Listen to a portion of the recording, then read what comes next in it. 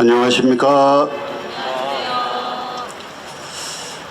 미사 전에 잠깐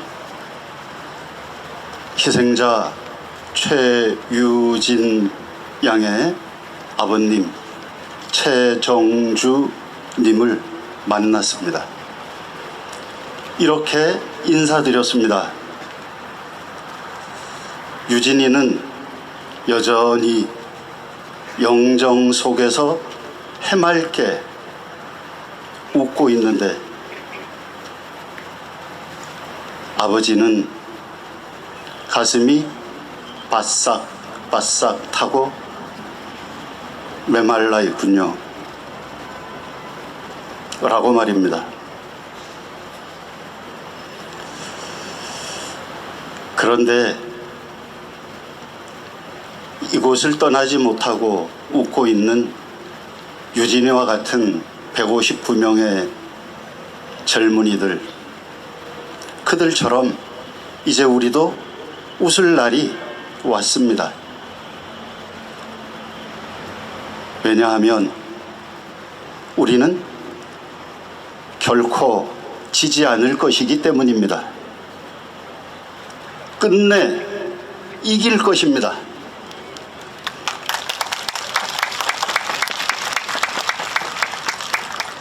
2022년 3월 9일 0.73% 차이로 정치검사를 지도자로 받아들인 날, 정신은 아득해졌고 머릿속은 까만 숫덩이가 되었습니다. 여명에 쫓겨 달아나는 어둠 속으로 들어가 다시는 이 아침으로 돌아오고 싶지 않았습니다. 어떻게 하면 검찰 깡패, 법으로 밥장사를 해온 법장사들의 권력 노름을 슬기롭게 견딜 것인가를 궁리해야 했습니다. 지고 싶지 않았습니다. 꼭 이겨내고 싶었습니다. 저 무정하고 비정하며 무식한 폭정의 무리에게 무릎을 꿇고 싶지 않았습니다. 그날 아침 저는 페이스북에 저 자신을 위로하며 다짐하는 글을 써서 올렸습니다. 고난의 강을 건넙시다. 풍찬 노숙도 하게 될 것입니다. 하늘만 쳐다보며 가만히 있으려니 눈앞에 벌어진 일과 앞으로 닥치게 될 일 때문에 기가 막힙니다. 하지만 끝내 이길 것입니다. 1년 하고도 반이 훌쩍 지나가고 있습니다. 마치 제가 구약의 이사야 예언자나 예레미야 예언자처럼 지금의 현실을 미리 내다보고 있었던 것 같습니다. 사랑으로 슬픔을 함께 지고 가는 친구가 됩시다.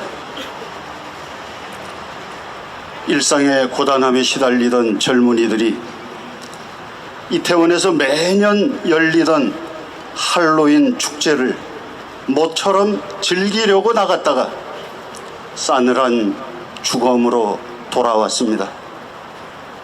작년 오늘 정의구현 전국사재단은 희생자들을 위해 연도를 바치면서 한 분 한 분의 영원한 안식을 빌어주었습니다. 경찰이 명단 공개를 범법이라고 하고 언론과 정치계가 폐륜으로 몰고 갔습니다만 하느님의 아들, 딸들의 영혼을 아버지께 맡겨드리고 유가족을 위로해 주시기를 기도하는 일은 사제가 당연히 해야 할 일을 했을 따름이었습니다. 그날 아이들의 죽음을 애도하는 일조차 폐륜을 저지른 것처럼 몰아가던 분위기 때문에 죄인처럼 숨어서 추모미사에 참석했던 아버님 한 분은 신자는 아니지만 미사를 봉헌해 주셔서 고맙다고,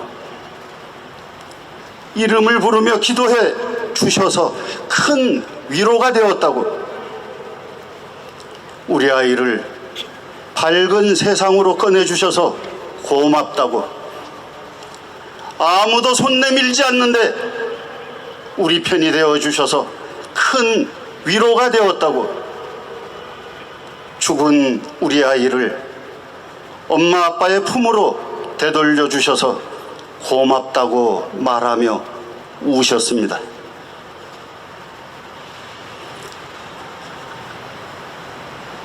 당신 이름 부르며 우네.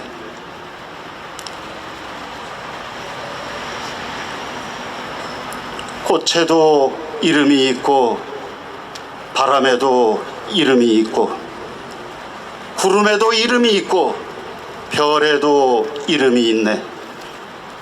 비에도 강에도 계절에도 사랑에도 슬픔에도 바다에도 신에게도 이름이 있네. 세상에 온 모두에게 이름이 있네. 살아서 부르던 이름 누가 지웠나? 누가 죽음으로 그 이름을 지웠나? 이름이 없으니 어느 입술에도 묻을 수 없고 어느 가슴에도 묻을 수 없어 발자국 없는 발음으로 허공에서 우네. 떠나지 못한 눈빛만 남아서 허공에서 우네. 이름 가리면 슬픔이 가려지나 이름 지우면 죽음이 지워지나 살아서 빛나던 이름 그 체온 식지 말라고 죽음으로 죽음을 덮지 말라고 살아남아 부끄럽게 꽃잎 하나 던지며 우네. 살아남아 억울하게 당신 이름 부르며 우네.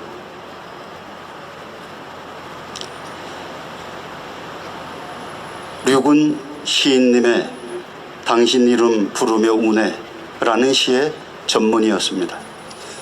시인이 29일 아침 김어준의 겸손은 힘들다에 출연해서 이문재 시인의 시를 읽으며 펑펑 울었기에 오늘 제가 류군 시인님의 시를 대신 읽어드렸습니다. 버트랜드 러셀의 말을 되새겨봅니다. 사랑과 지식은 나름대로의 범위에서 천국으로 가는 길로 이끌어줬다. 그러나 늘 연민이 날 지상으로 되돌아오게 했다. 고통스러운 절규의 메아리들이 내 가슴을 울렸다. 굶주리는 아이들, 압제자에게 핍박받는 희생자들, 자식들에게 미운 짐이 되어버린 의지할 데 없는 노인들, 외로움과 궁핍과 고통 가득한 이 세계 전체가 인간의 삶이 지향해야 할 바를 비웃고 있다.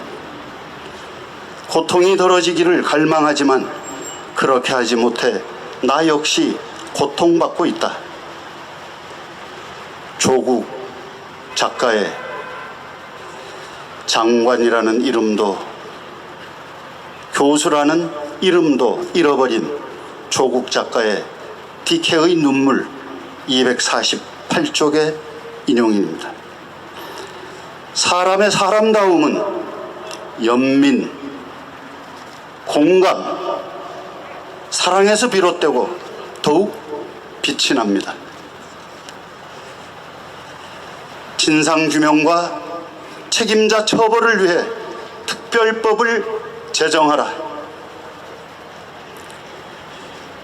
12구 이태원 참사의 원인과 과정을 집중적으로 짚어낸 2부작 다큐멘터리인 크러쉬가 공개되었습니다. 이 다큐멘터리는 휴대폰, CCTV, 바디캠 영상 등 무려 1,500시간 분량의 기록을 바탕으로 만들어졌다고 합니다. 제작진은 가디언과의 인터뷰에서 한국은 잦은 시위로 인해 대규모 군중을 다루는데 매우 잘 준비되었고 경험도 많은 나라인데 왜 세월호 참사와 이태원 참사 때는 예외였는지 물어야 한다. 두 참사의 공통점은 참석자와 희생자 대부분이 젊은 세대였다는 점이라고 짚으면서 참사의 원인을 정치에서 찾고 있습니다. 그런데 정작 이 다큐멘터리를 참사가 벌어진 우리나라에서는 예고편조차 볼 수 없다고 합니다. 왜 그럴까요? 드러나서는 안 될 진상이 드러나고 책임자는 처벌을 면치 못할 것이며 특별법 제정이 왜 꼭 이루어져야 하는지를 말해줄 것이기 때문에 두려워하고 무서워하는 것입니다. 감추고 숨기는 자가 바로 처벌받아야 할 책임자요 범인입니다. 윤석열과 그의 충직한 정치검찰들 그리고 국민의힘에 진심을 담아 당부합니다.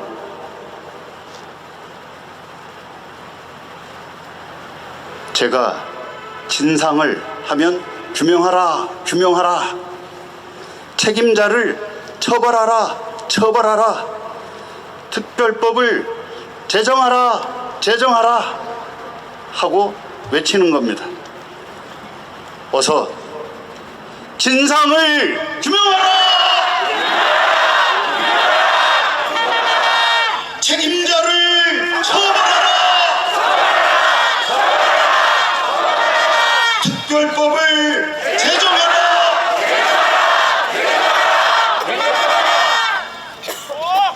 고난의 강을 함께 건너갑시다. 지난 대선 이후 대한민국은 검찰 독재의 나라 대한검국이 되었습니다. 정치검사를 받아들인 후과는 혹독하게도 고스란히 주권자들의 몫이 되고 말았습니다. 짧은 시간 동안 경제 성장률은 OECD 회원국 가운데 꼴찌에 근접했습니다. 주가는 곤두박질 쳤고 물가는 솟구쳤습니다. 무역 수지는 최대의 적자를 내고 있고 부자 감세, 복지 감소 정책은 확대되어 주권자들은 고달픈 일상을 맞닥뜨리고 있습니다. 윤석열과 검찰 정권 그리고 국민의힘은 민주주의에 대한 폭거와 역사에 대한 범죄 행위, 주권자들에 대한 모독을 당장 멈추어야 합니다.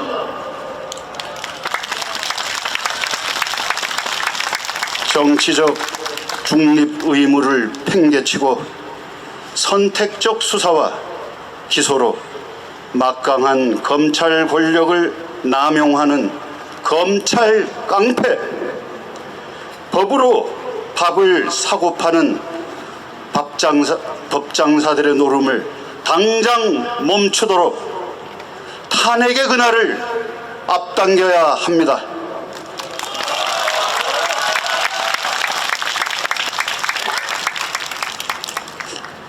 이래가지고 탄핵이 되겠습니까? 다시 한번 하겠습니다. 탄핵의 그날을 당장 앞당겨야 합니다.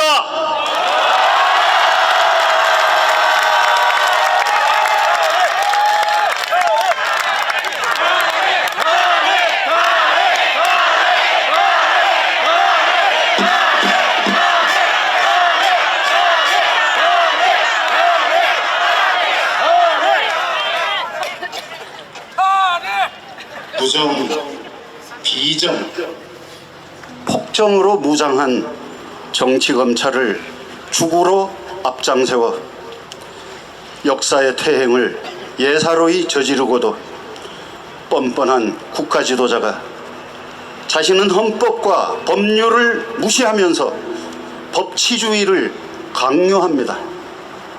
웃기는 일입니다. 미신에 빠져 한반도의 평화를 말살하며 민족과 국가의 대사를 그르치고 친일 매국 친미 사대주의의 늪에 빠져 주권자들을 수렁으로 몰고 갑니다. 길고 긴 고난의 강을 한데 잠을 자면서 건너가야 한다고 생각하니 닥치게 될 일들이 하도 많아서 기가 막힙니다. 그러나 우리가 늘 어렵고 고통스러울 때마다 환난 상률의 정신으로 이웃의 슬픔과 고통을 함께 나누어지며 고난의 강을 건너 무도한 폭정을 숱하게 이겨왔듯이 이 무도한 폭정의 검찰 독재 윤석열을 탄핵시켜야 합니다.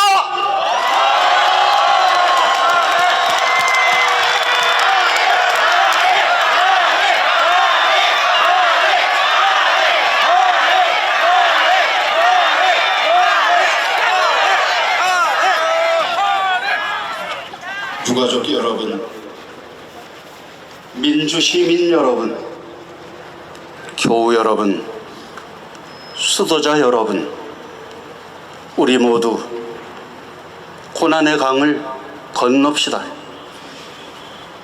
풍찬 노숙도 하게 될 것입니다. 하늘만 쳐다보며 가만히 있으려니 눈앞에 벌어진 일과 앞으로 닥치게 될 일 때문에 기가 막힙니다. 하지만